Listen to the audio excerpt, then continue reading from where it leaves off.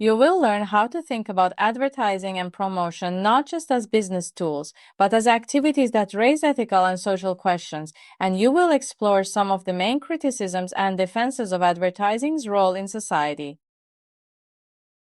Advertising and promotion are everywhere.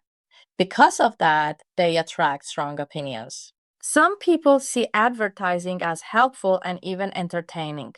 Others see it as manipulative, wasteful, or harmful. Part of your job as a marketing or communication professional is to understand these perspectives and decide what responsible practice looks like. On the ethical side, there are questions about truthfulness, fairness, and respect for people's autonomy. A basic ethical concern is deception. Are the claims in an ad accurate, complete, and supported? This includes obvious false statements, but also more subtle practices like hiding important conditions in fine print, using misleading visuals, or exaggerating benefits in ways that could reasonably mislead consumers. There are also concerns about targeting vulnerable groups. For example, how should we think about advertising aimed at children who may not fully understand persuasive intent? What about targeting people in financial distress with risky loans or promoting unhealthy products to communities with high health risks? There are also social concerns about the larger influence of advertising on culture and values.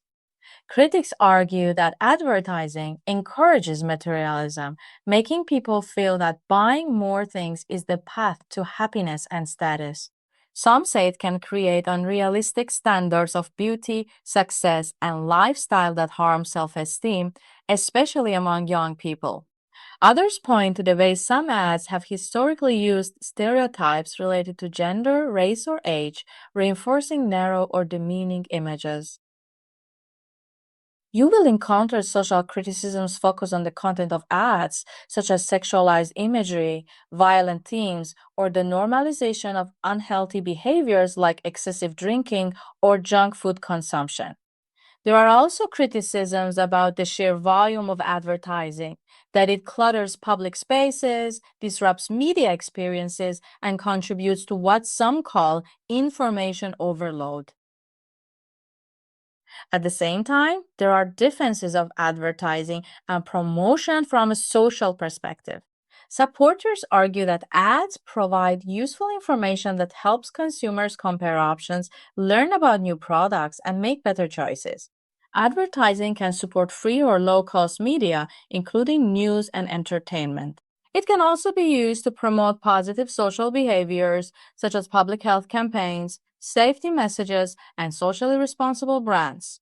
Some also argue that advertising reflects cultural values as much as it shapes them, and that it evolves as societies become more aware of issues like diversity and inclusion. Analyzing these perspectives means asking, how can advertising be done in ways that are truthful and respectful? How can creative choices avoid harmful stereotypes and unrealistic expectations?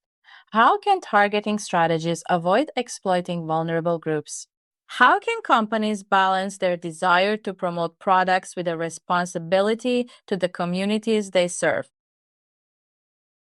The goal is not to memorize a list of criticisms and defenses, but to develop your own informed view about the ethical and social boundaries of persuasive communication. As a professional, you will face situations where a tactic might be legal but still feel questionable.